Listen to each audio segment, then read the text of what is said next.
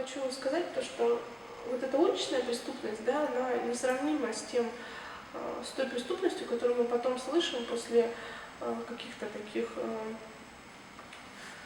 правительственных, вот, тех нарушениях, которые сделаны государственными служащими, так громко сказано еще, там, государственные служащие, да, которые там где-то что-то как-то вот построили, и вроде бы объект такой важный для жизнедеятельности, особенно там вот объект, где находятся люди, где постоянно массовые мероприятия, и там вдруг выясняется, что вот конструкция, вот это несущие стены сделаны из какого-то там непонятного материала, который ведет к тому, что все здание не сегодня, завтра рухнет.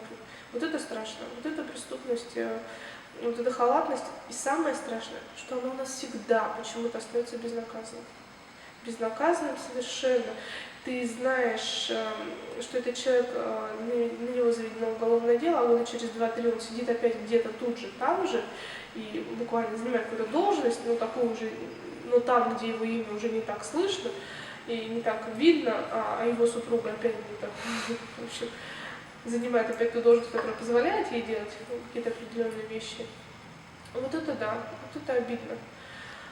И многие, когда ты сидишь в кругу своих знакомых, вот есть люди, которые работают и думают, ну вроде бы я работаю, вроде бы я получаю зарплату, ну ладно, ну не хватает, ну ничего страшного. А есть такие, которые думают, ну все же воруют.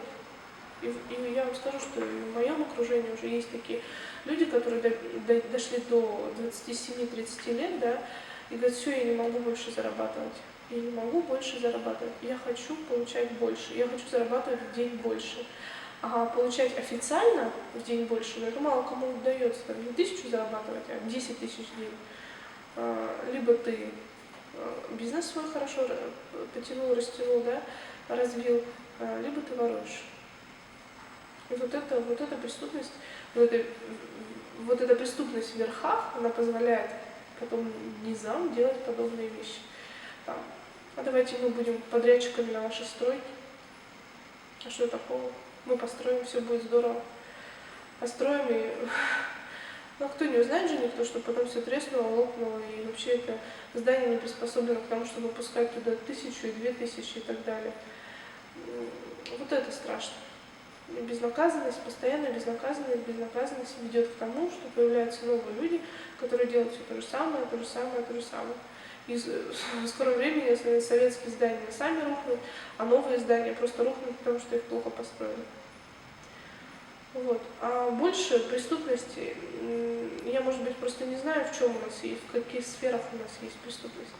Почему-то для меня всегда пугает вот стройка, я всегда об этом думаю, там, район сейсмический. Ну да. Особенно объекты вот такие, говорю, где люди находятся, да, вот больница. Школа. Когда ты в безвыходной ситуации лежишь, да, и там что-то где-то лопнул какой-нибудь потолок. Ну это же ужас.